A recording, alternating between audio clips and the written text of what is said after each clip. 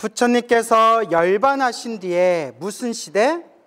상법 시대. 자, 정법, 상법, 말법. 부처님의 법이 올바르게 살아있는 시대가 정법 시대예요. 그 부처님의 법이 점점 쇠퇴하는 시대. 근데 부처님의 법이 점점 쇠퇴하지만 그래도 아직은 살아있는 시대는 무슨 시대? 상법 시대. 부처님의 법이 완전히 쇠퇴해서 무너지면 무슨 세대? 말법 시대. 이렇게 세 가지로 나눠요. 정법, 상법, 말법. 근데 이 정법, 상법, 말법 시대를 구분하는 방법이 책마다 다 달라요. 그래서 이런 것도 다 설명하면 이제 우리가 진도를 못 나가는 거예요. 근데 어떻게 설명해드려야 그냥 넘어가요. 이제 넘어가도 되겠죠? 예, 너무 자세히 설명하니까 도저히 진도를 안 넘어가서 그것만 알아두세요. 부처님의 법이 올바르게 살아있는 시대가 무슨 시대? 정법 시대. 부처님의 법이 점점 기울어가는 시대가 상법 시대. 하지만 상법 시대도 부처님의 법이 있긴 있는 거예요. 근데 부처님의 법이 완전히 쇠퇴하는 시대는 말법 시대. 정법, 상법, 말법. 지금은 무슨 시대일까요, 여러분? 말법? 네. 그리고 여기서 옛 스님들은 여기서 하나를 더 집어넣으셨어요. 정법, 상법, 말법. 마지막에 뭘 넣으셨냐면 무법 시대. 이제 법 자체가 없어진 시대다. 그래서 여러분 어쨌거나 지금은 말법 시대라고 하더라도 팔만대장경이라도 있잖아요. 그죠?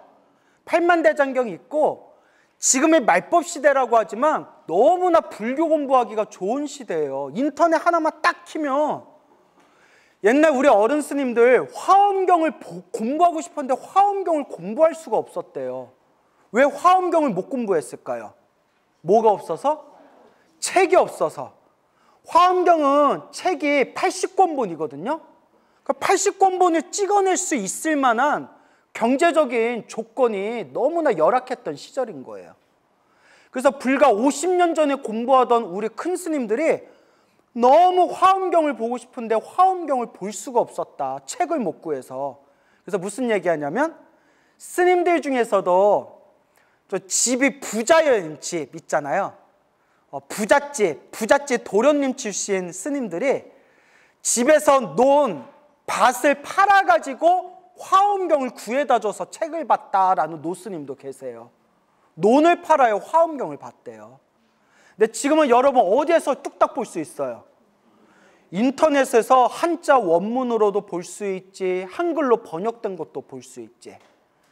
그런데 무법 시대가 되면 경전에 나와요. 팔만대장경, 부처님 경전조차도 다 사라지고 뭐만 남냐면 빡빡한 머리와 바리떼만 남는데요. 별로 안 놀라네. 나 엄청 놀랐는데. 예. 맨날 재미난 얘기 해줘봤자 뭐 그냥 그래요. 지금은 무슨 시대? 말법 시대예요. 하여튼 말법 시대라 하더라도 지금이 뭐하기 좋은 시대다? 공부하기 좋은 시대다라는 거 명심하세요.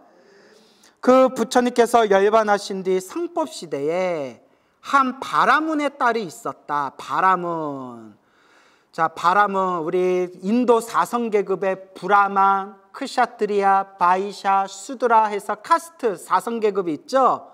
바라문은 이제 종교계급이에요. 가장 위에 있는 종교계급. 바라문의 딸이 있었나니 이 바라문의 딸이 바로 누구의 전생이에요? 예, 지장보살 전생 이야기예요. 그녀는 과거 여러 생 동안 깊고 두터운 복을 심었기에 사람들로부터 흠모와 존경을 받았으며 어느 곳을 가거나 머물거나 앉거나 눕거나 천신들이 그녀를 지켜주었느니라 라고 되어 있죠. 자, 여기 이 바라문의 딸 자체가 무엇을 타고나신 분이에요? 예, 큰 복을 타고난 분이에요. 전생부터 닦은 분이에요. 알겠죠? 여기 나오죠? 그녀는 과거 여러 생 동안 깊고 두터운 복을 심었기에 흠모와 존경을 받았고, 또 여기서 중요한 게 어느 곳을 가거나 머물거나 앉거나 눕거나 천신들, 하늘의 신들이 그녀를 지켜주었느니라. 그러니까 전생부터 닦았던 분이에요. 알겠죠? 그러나 그녀의 어머니는 삿된 것을 믿기를 좋아하고 항상 불, 부처님, 법, 가르침, 스님들, 삼보를, 불법승 세 가지 법에 삼보를 업신 여겼더니라. 야, 이렇게 전생에 복을 많이 지었는데 또 어머니는 이렇게 이제 악업을 많이 짓는 어머니 밑에서 태어났어요. 그죠? 그래서 여러분, 이런 거 보면 자식이 꼭 부모 닮는 건 아니에요. 그죠? 예, 우리가 왜 그래? 왜 웃죠? 우리가 애들 보면 에휴, 부모가 어떻길래 애 새끼가 저러냐 뭐 이렇게 악담하는 분들 있잖아요.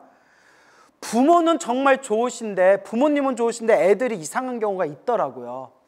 그리고 애들은 정말 괜찮은데 그 부모님은 좀 이상한 경우가 있더라고요. 그러니까 꼭 부모하고 애하고 꼭, 물론 우리가 통계적으로는 집안이 이상하면 애들도 좀 이상해지는 경우가 많지만 꼭 그렇게 부모하고 애하고 꼭 그렇다라고 연결 지을 수만은 없는 것 같아요. 그죠? 그래서 여기에 보면 이 바라문의 딸은 그렇게 착하고 전생부터 복을 많이 짓고 하늘세계 신들이 지켜줄 정도로 성근 공덕이 있는 딸이었는데, 어머니는 어때요? 삿된 것을 믿기를 좋아하고 항상 불법승 삼보를 업신 여겼다. 우리 주변에 이런 사람들 많죠. 삿된 것을 믿기를 좋아하고 항상 불법승 삼보를 업신 여기는 사람이 많아요. 전 반대로 어머니가 독실한 불자예요. 노보살님이 정말 부처님, 관세음보살님 아니면 살 수 없을 정도로 독실한 불자인데, 그 딸내미가 있는데요, 저보다 나이가 몇 살 많아요. 지독하게 삿된 것을 좋아하고, 지독할 정도로 삿된 것을 좋아하고 불법승 삼보를 엄청 업신여겨요. 참 희한하죠? 어머니는 평생 절에 다니고 기도하고 부처님 아니면 살 수 없는 분인데, 그 딸내미는 그렇게 막 나가고 막장이고 성질도 이상하고, 왜 저러나 제가 오래오래 지켜봤는데 결론은 하나더라고요. 어머님이 빚이 많아서 그래요. 뭐가 많아서 그래요? 그 딸하고 전생에 큰 빚이 있었던 것 같아요. 그러니까 그 딸이 왼수가 풀어온 것 같아요. 뭐가 풀어왔다? 왼수가 풀어온 것 같아요. 그러면 어떻게 해요? 그 어머니가 다 전생에 내 업인가 보다 하고, 그러니까 어머니는 그렇게 불심이 깊으신데 그 딸은 정말 좀 이상한 분을 제가 본 적이 있고, 말을 안 해서 그렇지 우리 주변에 그런 분들이 많을 거예요. 그죠? 그리고 전 또 어떤 경우를 봤냐면, 스님이신데 결혼해서 애 낳고 아들까지 낳고 딸도 낳고, 아니 뭐 그렇게 또 애도 많이 낳았어. 이 시대의 애국자야 진짜. 애도 많이 낳고, 남 얘기라서 또 자세히 얘기하기 뭐한데 애도 많이 낳고. 그래서 머리 깎고 출가를 하셨어요. 머리 깎고 출가하셨는데 아들들이 그렇게 막 나가는 거예요. 아주 애들이 삐뚤어졌어요. 모르겠어요. 나중에라도 정신 차리려나? 그러니까 그 스님이 너무 속상해 하시는 거예요. 애들 낳고 머리 깎고 출가하셨는데 애들이 너무 막 살고, 애들이 막 어긋난 길을 가고, 남 얘기라서 너무 자세히 얘기하기 좀 그렇다. 그러니까 이제 그 스님도 그냥 에휴, 나무아미타불, 관세음보살, 지장보살, 누구 업이다? 내 업이다. 이제 이러는 거야. 내 업이다. 그래서 우리가 이런 것들을 보면 부모님이 착하다고 해서 자식도 꼭 착한 경우도 없고요. 자식이 착하다고 해서 부모님이 또 착한 것 같지도 않아요. 물론 그 가정 환경이 그 아이에게 미치는 영향이 엄청 큰 건 사실이지만, 가만히 보면 사람마다 살아가는 모습이 너무나 제각각 너무나 복잡해요. 그죠, 여러분? 근데 이것도 다 누구 업이에요? 다 자기 업이에요. 그냥 그러려니 해야죠. 그래서 여러분들 결국 뭐대로 살아가는 거다? 복대로 살아가는 것이다. 그러나 그녀의 어머니는 삿된 것을 믿기를 좋아하고 항상 불법성 산보를 업신여겼니라. 요 이야기 보고 딱 생각나는 게 저는 목련존자, 목련경이라고 아세요? 신통제일 목련존자의 어머니가 지옥에 떨어져가지고 목련존자가 무간지옥에 들어가서 어머니를 신통력으로 구해내려고 했는데도 구해낼 수가 없어서 서가모니 부처님께 사정사정 부처님께 간곡하게 청을 올리니까 이거는 신통력으로 해결할 수 있는 문제가 아니다. 하한거가 끝나는 마지막 날 해제일에 스님들을 모시고 공양 올리고 공덕을 짓는다면 지옥의 문이 열릴 것이다 해서 무슨 날이 생기게 돼요? 백중날이 생기게 되죠. 그죠? 그러니까 목련존자, 신통제일 목련존자의 어머니도 엄청 삿된 것을 좋아하고 불법성 산보를 비방하고 악업을 많이 지었다. 이런 내용이 나와요. 그런데 한 가닥 무슨 복은 있어서? 자식 복은 있어서 무간지옥에 떨어졌는데 결국 자식 잘 만난 복으로 어디로 올라가게 돼요? 하늘세계로 올라가시게 되잖아요. 참 이런 거 보면 역시 복 중에 최고의 복은 말년복이다. 이제 말년의 복이 많아야 돼요. 그렇죠, 여러분? 그래요. 여러분 어떻게 자식들이 여러분들은 불심이 깊고 말을 잘 듣는 것 같아요?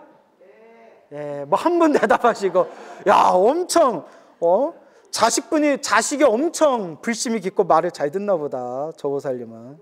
예, 아유, 부럽다. 나는 자식도 없고 그냥. 나는 나이 들면 우리 아버지는 내가 있어서 우리 아버지는 나이 드셔도 내가 옆에서 다 모시고 용돈도 찔러드리고. 근데 나는 어떡하냐 늙으면.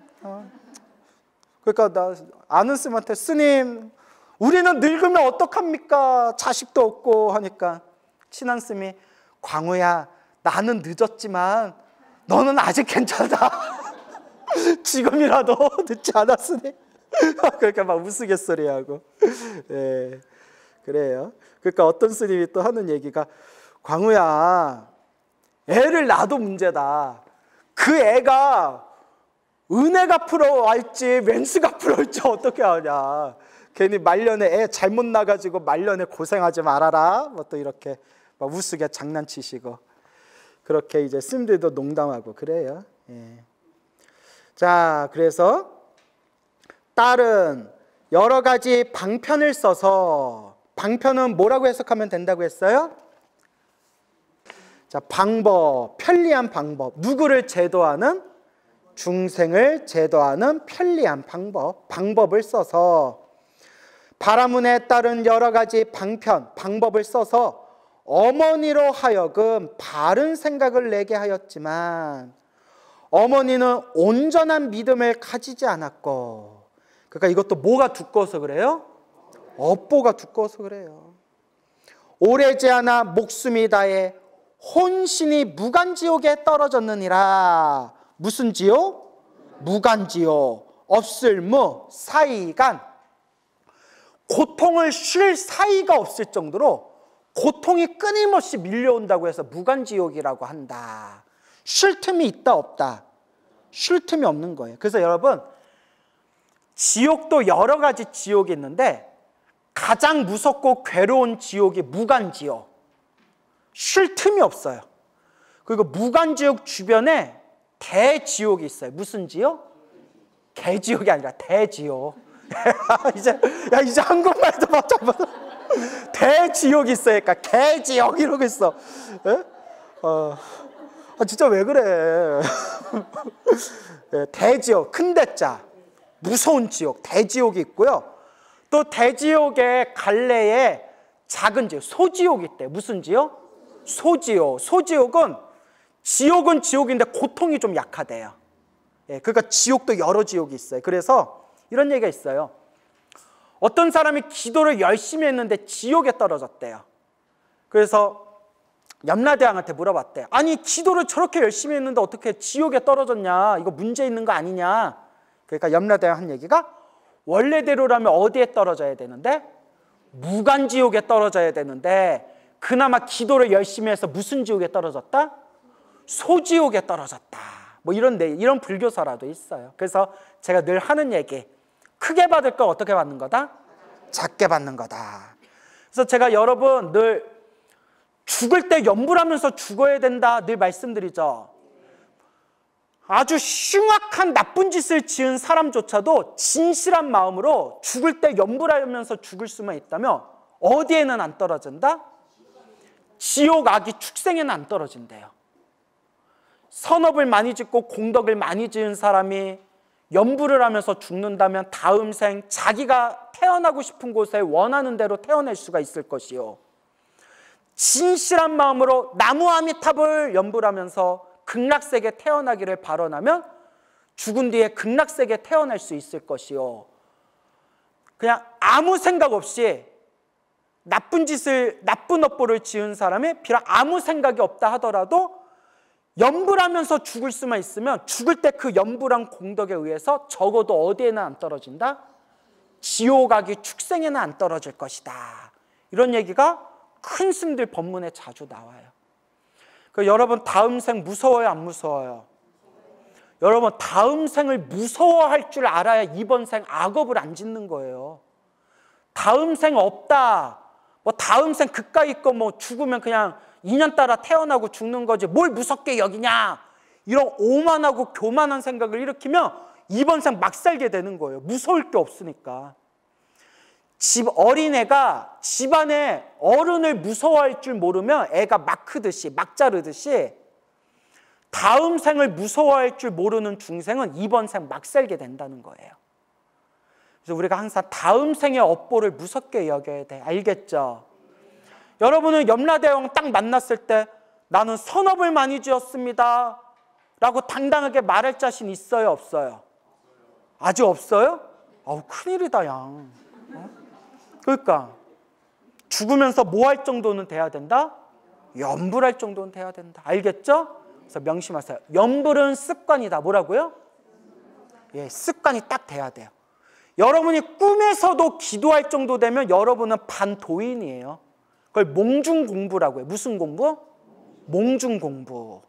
꿈을 꿀 때 꿈속에서 딴짓 안 하고 꿈속에서도 수행할 정도가 되면 엄청나게 깊은 경지래요. 근데 여러분 꿈을 꿀 때 기도하고 공부하고 수행해요, 아니면 딴짓해요? 대부분은 딴짓하잖아요. 그래서 꿈속에서도 공부가 될 정도로 뼛속까지 습관이 돼야 된다. 큰 스님들이 말씀하신 겁니다. 알겠죠? 그래서 우리 큰 스님들 법문을 보면 한참 기도 열심히 할 때는 이게 반야경에도 나와요. 반야경, 금강반야 바라밀경 있죠? 그 반야경이 그 600권이 있어요. 몇백 권? 600권. 600부 반야경에 보면 수행을 열심히 하는 수행자는 꿈에 불보살님이 나타나셔서 꿈속에서 불보살님한테 공부를 배운다라는 내용이 나와요. 그걸 이제 몽중공부라고 해요. 그래서 스님들 중에서 한창 기도 열심히 할 때 꿈에 큰 스님들이 나타나서 법문해 주시는, 그런 꿈에서도 법문 듣고 공부하는 그런 꿈을 꾸시는 큰 스님들 일화가 많아요. 그래서 여러분 저 칠부람이라고 알죠? 지리산 칠부람. 지리산 칠부람을 한국정전 때, 6.25 정전 때 다 불타가지고 사라진 거 지금의 모습으로 불사하신 분이 통광스님이세요. 통광스님. 몇 년 전에 세상을 떠나셨지만 아주 유명한 노스님이셨어요. 근데 그 통광스님이 칠부람 자리에서 텐트 하나 쳐놓고 생쌀 씹어먹고 된장 풀어먹고 오로지 기도만 하고 있었을 때 언젠가부터 꿈을 꾸면 상식명같이 생긴 사람이 딱 나타나가지고 그렇게 법문을 해주고 부처님 가르침을 전해주는 꿈을 여러 번 꾸셨대요. 그래서 꿈은 잠재의식이잖아요. 우리가 정말 기도를 많이 하고 수행을 많이 하면 꿈에서도 딴짓 안 하고 공부를 하게 되는 거예요. 그래서 어느 보살님이, 노보살님이 계셨는데 몇 년 동안 하루 종일 법화경 사경을 하시는 거예요. 하루 종일 법화경 사경만 하셨어요. 법화경 사경만 하셨는데 어느 날 이런 얘기를 하시는 거예요. 언젠가부터 꿈을 꾸며 꿈속에서도 뭐 하고 있다? 꿈속에서도 사경을 하고 있대요, 자기가. 대단한 거예요, 그거. 꿈속에서도 사경할 정도면 대단한 거예요. 그래서 보살님, 지금 같은 마음으로 꾸준히 닦으십시오 라고 제가 엄청 크게 칭찬해 드린 적이 있어요. 알겠죠? 그래요. 목숨이 다해 혼신이 무간지옥에 떨어졌다. 혼신의 밑줄자, 여기 혼신이라고 돼 있죠? 우리말로 하면 영혼이에요. 영혼, 혼신인데 원래 불교에서는 영혼이나 혼신이란 단어를 원래 안 쓰는 게 원칙이에요. 근데 지장경에서 혼신이란 단어가 나온 거는 이게 중국인 입맛에 맞게 편집된 경전이에요. 지장경 자체가 좀 중국인 입맛에 맞게 만들어진, 번역되어진 경전이기 때문에 중국인들 눈높이에 맞추다 보니까 중국인들, 옛날 우리 한문 문화권에서 쓰던 표현으로 뭐라고 여기 번역을 쓴 거예요? 혼신이라고 번역한 거예요. 옛 사람들이 쓰던 표현이에요. 혼신. 그리고 혼신 말고 또 다른 표현이 혼백이란 말 들어보셨죠? 혼백, 혼신. 사실 이게 불교 용어는 아니에요. 그런데 이걸 이제 방편이라고 하는 거예요. 뭐라고 하는 거다? 방편. 사람들 눈높이에 맞춰서 그냥 편리한 방법을 쓴 거예요. 자, 그래서 불교에서는 영혼이라는 의미를 쓰지를 않아요. 왜냐? 불교에서는 윤회를 할 때 윤회를 하는 무언가 변하지 않은 고정된 실체가 있다라는 것을 부정해요. 그래서 따라해보세요. 고정된 실체는 없다. 네, 그러니까 이것이다, 나다, 내 것이다라고 할 만한, 여기서 중요한 게 변하지 않는 고정된 실체는 없다라고 봐요. 이걸 자 옆에다 적어주세요. 무아라고 부르는 거예요. 근데 여러분 자꾸 무아하니까 사람들이 자꾸 엉뚱한 소리 하는데 이게 불교 공부를 제대로 안 해서 그래요. 불교 교리에서 말하는 무아는 무아는 아무것도 없다라는 뜻이 아니라 뭐가 없다라는 뜻이에요? 고정된 실체가 없다라는 뜻이에요. 그런데 불교 공부를 엉터리로 하는 사람들이 자꾸 무아라고 하면 스님 아무것도 없는데 어떻게 윤회합니까? 자꾸 이딴 소리를 해요.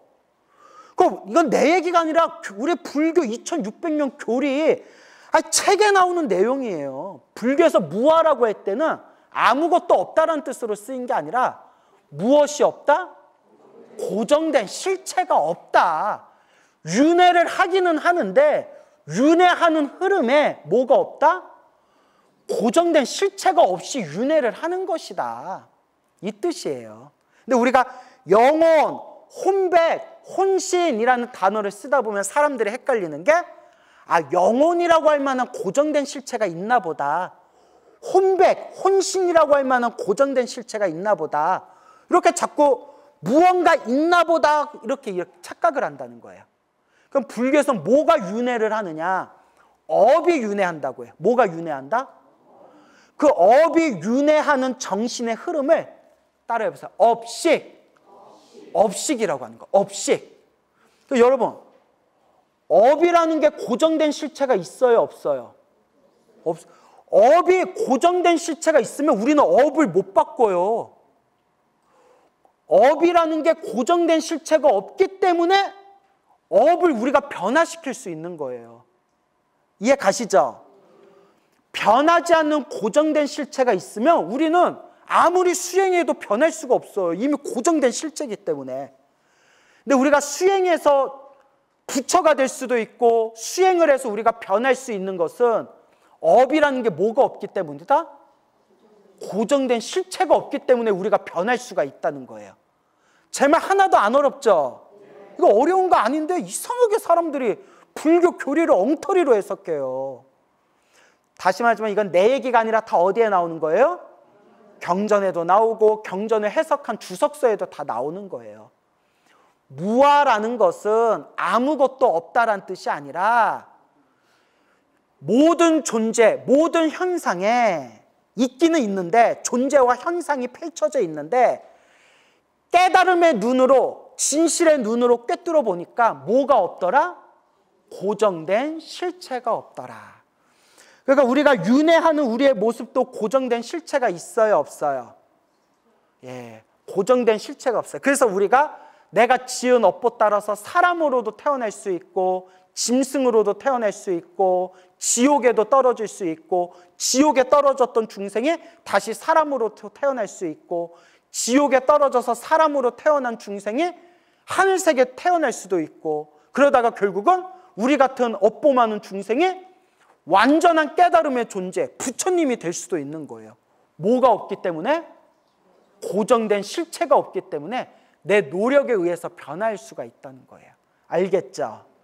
자, 그래서 이런 것도, 그래서 여러분 이런 불교 교리를 깊이 들어가면 우리가 궁금해하는 모든 게 이미 팔만대장경에 다 나와요. 근데 우리는 자꾸 공부를 하면서 명심해야 되는 게, 자꾸 내 생각으로 이해하면 안 돼요. 누구 생각으로 이해하면 안 된다? 내 생각으로 이해하면 안 된다. 그래서 첫째, 경전에서 뭐라고 말씀하셨냐? 둘째, 경전에서 못 찾으면 경전을 해석한 옛날 논서라고 하죠. 논서. 큰 스님들, 깨달음을 얻으신 분들이 경전을 해석한 논서에서는 뭐라고 해석하셨냐? 그 다음에 세 번째, 그러면 수행을 많이 하신 큰 스님들은 뭐라고 해설하셨냐? 이렇게 딱 단계가 있어요. 알겠습니까? 그래서 법문무량 서원하기예요. 법문이 헤아릴 수 없지만 다 배우기를 서원합니다. 근데 이렇게 많이 공부해도, 많이 공부한 스님들끼리도 논쟁을 할까요, 안 할까요? 해요. 이게 어쩔 수 없어요. 공부를 많이 할수록 서로 어떤 관점에서 부처님 가르침을 해석하냐에 따라서 또 차이가 일어나요.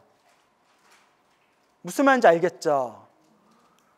그래서 부처님 가르침을 완벽하게 이해하는 방법은 하나밖에 없어요. 내가 뭐 하는 수밖에 없다? 그냥 깨달음을 얻는 것도 안 돼. 깨달음도 등급이 있다고 했잖아요. 부처님의 가르침을 완벽하게 이해하는 거는 성불밖에 없어요. 뭐밖에 없다? 성불밖에 없어요. 그래서 무조건 부처님 가르침 강의하고 법문할 때 무조건 내 말이 맞다라고 하면 안 돼요. 왜냐? 나도 아직 뭐가 못 됐기 때문에, 부처님이 못 됐기 때문에. 아시겠죠? 자, 그래서 성불하는 그것만이 진실이다. 그래서 혼신이 무간지옥에 떨어졌다. 혼신 부분 있죠? 그래서 그 위에다 적어주세요. 위에다 적어주세요. 생유라고 적어주세요. 생유. 유자가 있을 유자예요. 있을 유. 생유. 적으셨어요? 사유라고 적어주세요. 사유. 적으셨어요? 예. 그 다음에 본유라고 적어주세요. 본유. 적으셨어요? 마지막에 중요해요. 중유라고 적어주세요. 중유.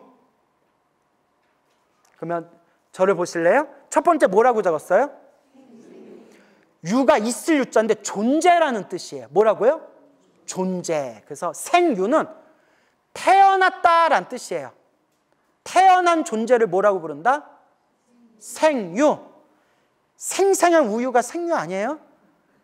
태어났다. 태어난 것이 생유예요. 그럼 반대로 죽으면 뭐예요? 그렇죠. 사유예요. 죽으면 사유예요. 자, 그러면 여러분, 태어나서 죽을 때까지 살아가는 존재를 뭐라고 해요? 본유라고 해요. 그러니까 여러분이나 저는 지금 어떤 상태예요? 본유예요. 그러면 여러분, 태어나서 살아가면서 죽었어요. 죽은 뒤에 다시 뭐 해야 돼요? 죽은 뒤에 다시 뭐 해야 돼요? 태어나야 되는데, 죽은 뒤에 다시 태어날 때까지 그 중간 단계를 뭐라고 할까요? 중유라고 해요. 그래서 그 중유 옆에다 가로치고 또 적어주세요. 중음이라고 적어주세요. 중음. 중간 단계라는 거예요. 다시 태어나기 전에 중간 단계. 그 중음신이라고 적어주세요. 중음신. 이걸 한국 불교에서는 영가라고 부르는 거예요. 영가. 정리되셨나요? 자, 다시 정리해 볼게요. 태어나는 걸 뭐라고 한다? 생유. 죽는 걸 뭐라고 한다? 사유. 태어나서 죽을 때까지를 뭐라고 한다? 본유. 그러면 죽은 뒤에 다시 태어날 때까지 중간 단계를 뭐라고 한다? 중유. 중유를 다른 말로 뭐라고 한다? 중음. 또 다른 말로 뭐라고 한다? 중음신. 그 다음에 또 다른 말로 뭐라고 한다? 영가라고 부른다. 그게 바로 혼신이에요. 혼신. 알겠죠? 예. 자, 오늘 여기서 마치겠습니다.